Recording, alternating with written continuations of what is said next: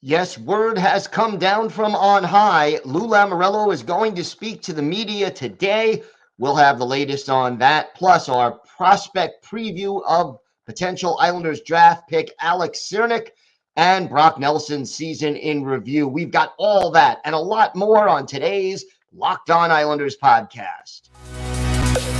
Your Locked On Islanders, your daily podcast on the New York Islanders. Part of the Locked On Podcast Network, your team every day.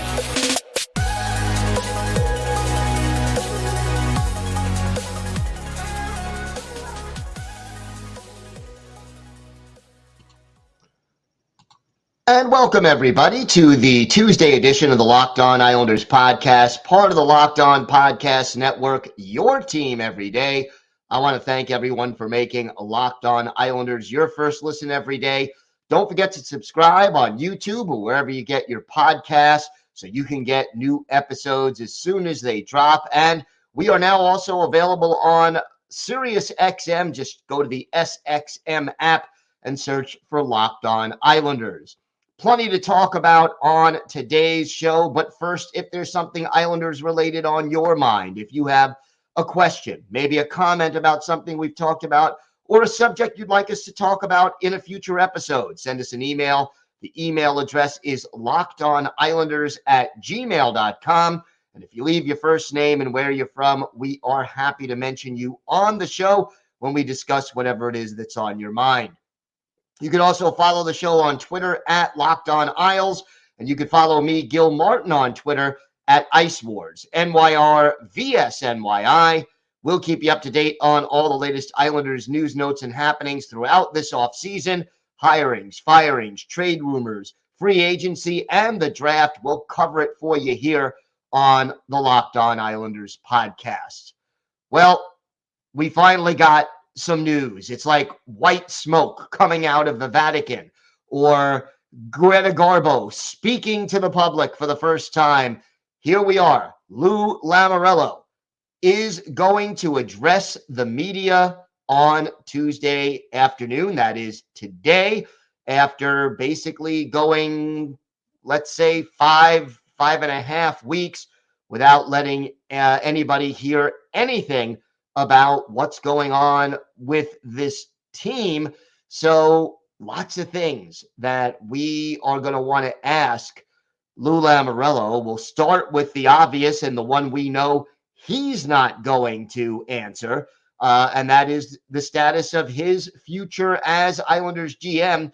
I'm sure he'll say he's going to be back for this season or not. Every indication is that Lou will be back this season, but will he give us, specifics? Oh, yes, I've signed a 3-year. No, I doubt we'll get anything specific. Certainly not about money. Probably not about term, although I'm sure something will leak out. But Islander fans and the media, who really kind of speak for the fans, have a lot of questions. Like, what is Lou Lamoriello's take on Lane Lambert and his first season? Will the assistant coaches be back, including John McClain, who was the coach of the power play that was so dreadful in the regular season and only scored one power play goal in the playoff series against the Carolina Hurricanes, while also giving up a shorty? So certainly, we're going to want to know about that from Lou Lamoriello. Again, not holding my breath that he's necessarily going to say a lot about the specifics, but, something like McClain and his future status, that is something that is certainly fair game for the media to ask about, and certainly something that I think the Islanders organization owes fans an explanation. Now, logic dictates that McClain is not coming back next year, but if he is, Lou Lamoriello better have a pretty darn good reason why the power play, which, as everydayers know on the show, it didn't just lack talent. And yeah, it did. But the strategy, the way the power play was set up, and its failure to adjust when the initial plan did not really work. That was a problem for this team and the power play unit all season long. And once Matthew Barzal went down, who was, the guy who typically skated the puck into the zone, boy, did that power play fall apart even more. So let's see what, if anything, Lou Lamoriello has to say about John McClain and his future with the team. Then we have our unrestricted free agents, Pierre Engvall, Scott Mayfield. Will Zach Parise be back? Parise hasn't said anything to the media, but has he had conversations with Lou as to whether or not he's going to be back? Parise basically saying, hey, I'm either going to retire or I'm going to come back to the Islanders. I'm not going to play anywhere else this year.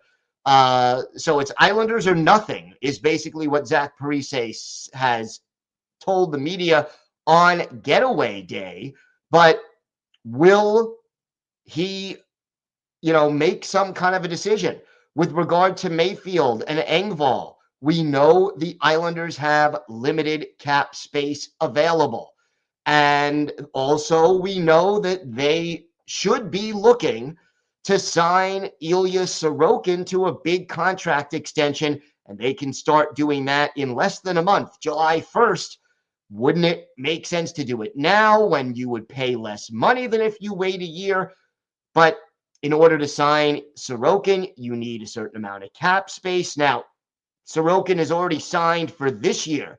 So we're really talking about for the 2024-2025 season and beyond, but you still need to free up that cap space. So anything on the negotiations or discussions with Ilya Sorokin, and then, with the limited cap space, can you afford to bring back Pierre Engvall and or Scott Mayfield? That is always part of the equation. And then, of course, the other question that has so many Islander fans wondering, and that is Josh Bailey. Is he going to be traded? Is he going to be bought out? He has already indicated, Bales, that he didn't want to retire. He still thinks he could play, but he doesn't want to sit in the press box most nights. So, what is the future of Josh Bailey with the New York Islanders? Again, these are the questions that fans want to ask Lou Lamoriello, and that the media is certainly going to ask Lou Lamoriello during his press conference this afternoon, Tuesday afternoon. And we will certainly have answers for you covering that as soon as it happens. And obviously, we will be discussing what Lou Lamoriello had to say on tomorrow's show because, finally, we are going to get some kind of an answer. And look, I think another question that fans could legitimately ask but won't get an answer to is, what's taking so long? Why didn't you say anything from May 1st when the team said goodbye and did their getaway day until D-Day, June 6th? There's a big gap there. So why the big gap? Whether or not we'll get an answer to that, I kind of doubt it. We'll find out. But that is, those are among the big questions that we want to ask Lou Lamoriello. If there's any others, please feel free to include them in the comments on YouTube or email them to me. And I'm always interested to know what Islander fans want to ask Lou Lamoriello. And maybe, just maybe, we can get some answers. We have got a lot more to get to on today's show. We will talk about draft prospect Alex Ciernik, a player the Islanders could try to select in the second round with their first pick in this year's draft, plus Brock Nelson's season. Did he meet expectations? Where does he fit into the team this year? We've got all that and more on today's Locked On Islanders podcast. Today's episode is brought to you by eBay Motors. For a championship team, it's all about making sure every player is a perfect fit. Well, it's the same when it comes to your vehicle. Every part needs to fit just right. So the next time you need parts and accessories, head to eBay Motors. With eBay Guaranteed Fit, you can be sure that the part you need fits right the first time around. Just add your ride to My Garage and look for the green check to know the part will fit or your money back. Because just like in sports, confidence is the name of the game when you shop on eBay Motors. And with over 122 million parts to choose from, you'll be back in the game in no time. After all, it's easy to bring home a win when the right parts are guaranteed. So get the right parts, the right fit, and the right prices on ebaymotors.com. Let's ride. eBay guaranteed fit only available to U.S. customers. Eligible items only. Exclusions apply.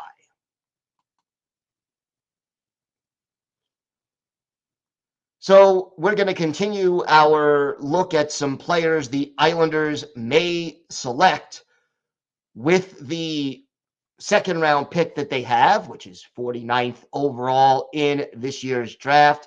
And we're today going to focus in on winger Alex Ciernik. And he's an interesting player, a native of Slovakia. He's been playing in Sweden recently. He's a left wing, 18 years old, not a big guy, 5'11", $176 is the weight. So size may be a little bit of an issue. Played in 10 games this year with his second team, 15 games with his first team in the big league. Also spent 18 games in juniors. So 3 teams for Cirnick, but he advanced. 21 points in 18 games in juniors in Sweden, 9 goals, 12 assists. Then added a goal and 6 points in 15 games with one team, was then on another team for 10 games, had 6 points in those games. So here is a player who, right now, good news, Islander fans, he is a good skater. And that is important. The Islanders need more players who can skate. And he's got an accurate shot with a good, strong release. And those are all traits that the New York Islanders need. He has played for Team Slovakia internationally. And I think he is a guy who could play multiple positions at forward. He has tended, as I mentioned, to play on the left wing, but he could play other positions up front as well. The key question is the physicality.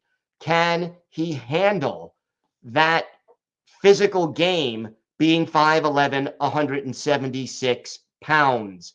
And, clearly he is talented and clearly productive. Again, those numbers that don't bowl you over.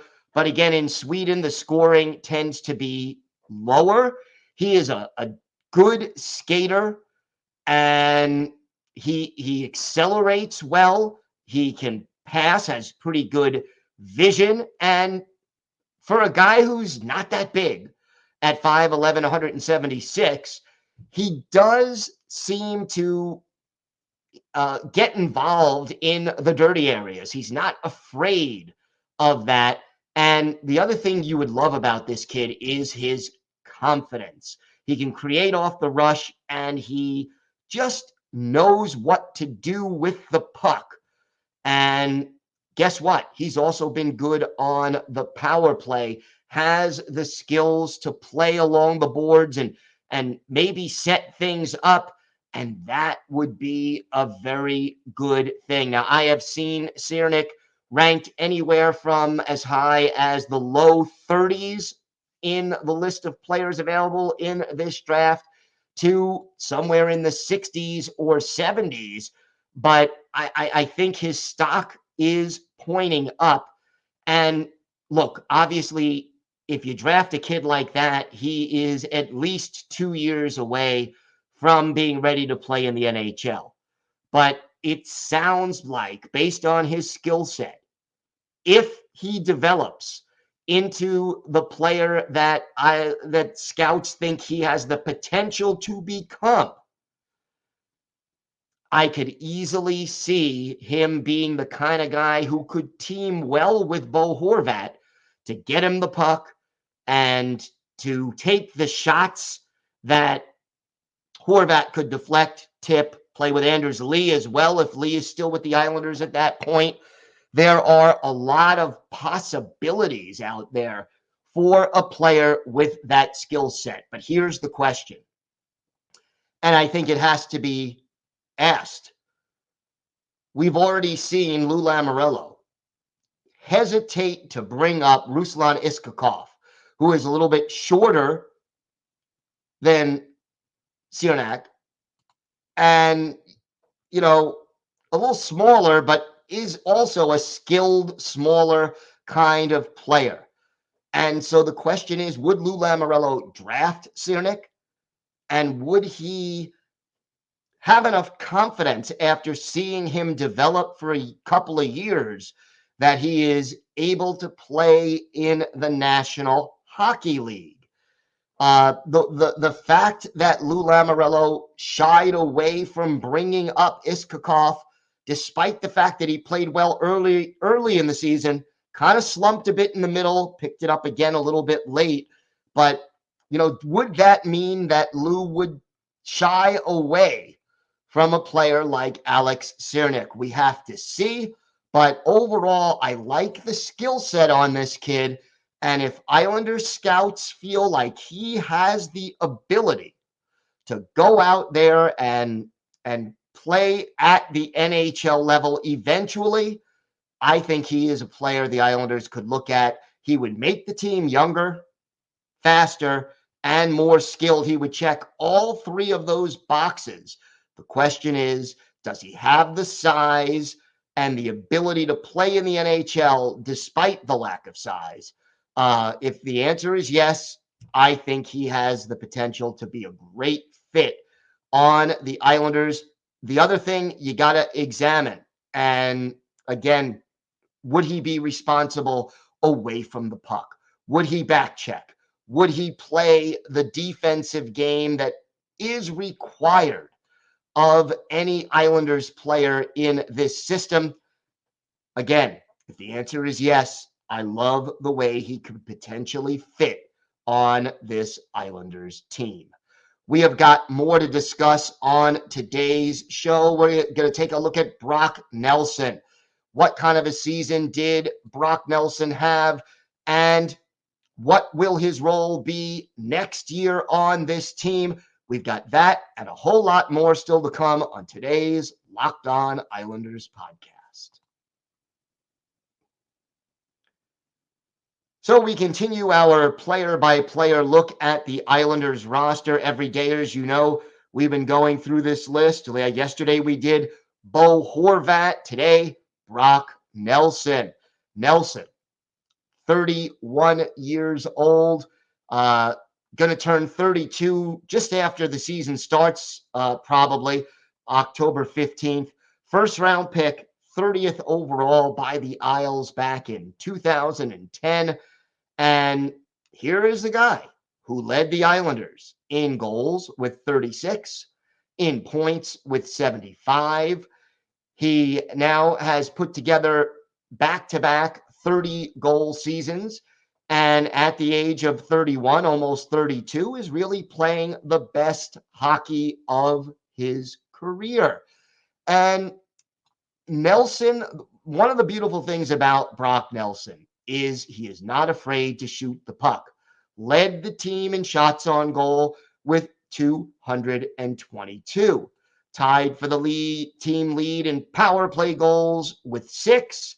Finished third on the team in power play assists with 11. Led the team with 8 game-winning goals. Had more goals than anybody on the Islanders, more assists than anybody on the Islanders, and had more points than anybody on the Islanders, not by a little, but by a whole lot. Brock Nelson had 75 points in 82 games.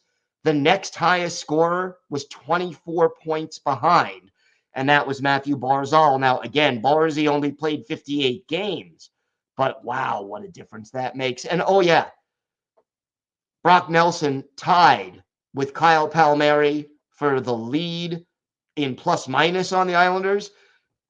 Adam Pelech had a plus 15. Nelson and Palmieri a plus 13, and Alexander Romanov also had a plus 13. So realistically, from top to bottom, Brock Nelson was the Islanders' most consistent player among any of the forwards for sure, and probably among uh, any player on the roster. Now, he is currently earning $6 million a year. That's his cap hit. And he's under contract this year and next year. And I think that Brock Nelson really has shown his value to the New York Islanders in his consistency. I mean, all goal scorers tend to be streaky. And yeah, Nelson had that streaky point where he was really hot. Didn't have too many slumps where he was really cold. I guess late December into mid-January, he went through a month where he did not score a goal. Still had a number of assists at that point, but boy, later on in the season, let's say from January 19th on, he was on fire. And in the playoffs, 2 goals, 3 assists, so 5 points in 6 games. And that is important. And the chemistry that Nelson, Engvall, and Palmieri brought to the table over the course of the late season playoff stretch drive and then into the postseason, that was the Islanders' most productive line by far. And, so many multiple point games this year, so many games where he had, +2, +3. You could not replace Brock Nelson in the Islanders lineup right now because the subtraction would be so great that it would almost cancel out. Like if you were to trade Brock Nelson to get a younger goal scorer, that would make sense, but you'd be taking away your best offensive player to add another offensive player who hopefully would be better, but still not ideal. I guess the only thing that Brock Nelson did not excel at this year, faceoffs, 47.3%, but on a team that has J.G. Pajot and Bo Horvat and Casey Cizikas, it's a little less important that Brock Nelson be one of the better faceoff guys. Oh, yeah, 18 minutes and 26 seconds of ice time. That was his highest since the 2019-2020 season. Next year, Brock Nelson, I expect, will once again be the Islanders' second line center, and I expect him to play a major role on the power play, whether it's first unit or second unit, and to be, again, one of the leaders on this team. He attempted a career-high 418 shots and had a career-high 222 shots on goal. And you know what? His shooting percentage went down from 2021-22 when it was a career-high 21.6. But it was still a very, very respectable 16.2, which would be the second highest in his career. So, again, Nelson, not afraid to shoot, not pretty accurate when he does get the puck on net. His shot scores. He contributes on the power play. He's consistent. And you're talking about back-to-back seasons with 37 and 36 goals. So Brock Nelson, really a centerpiece of the New York Islanders team as of right now, and will probably continue to be that this coming season.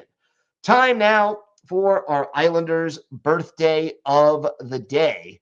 And, tomorrow, basically, tomorrow will be the 40th birthday of former Islanders defenseman Milan Jurčina. Jurčina, an 8th-round pick by the Bruins back in 2001, made his NHL debut in 05-06 with the Bruins, then played for the Capitals and Blue Jackets before joining the Islanders for the 2010-2011 season. Played 2 years on the island and then headed back to Europe. Ursina, a Slovakian native, 6'4", 222. He is a big guy. Had 7 goals and 28 points in 111 games with the New York Islanders. One of his better games, well, this one's easy. How about October 16th, 2010, at the old barn, the Nassau Coliseum, Colorado Avalanche in town. Craig Anderson, the goalie for the Avs, Rolly, the goalie, Dwayne Rolison, in the net for the Isles. And for Milan Ursina in this game, 2 goals and an assist. One of the goals was shorthanded, and he scored on both of his shots on goal. He got the first goal of the game, assisted by Josh Bailey, shorthanded at 13:06, and then the second goal of the game, unassisted at 18:01. Both of those goals coming in the second period. Later, he assisted on an empty net goal by John Tavares that clinched a 5-2 win for the Isles. So big Milan Ursina is our Islanders' birthday of the day. I want to thank everyone for making Locked On Islanders your first listen every day, everydayers. Tomorrow, we will discuss what Lou Lamoriello had to say, and we will continue our player-by-player look at the Islanders with Oliver Wahlstrom. What was his season like, other than abbreviated, and where does he fit into the Islanders going forward? We'll talk about that and a lot more, so make sure you join us for that. Until then, have a great day, everybody. Stay safe, and of course, let's go Islanders.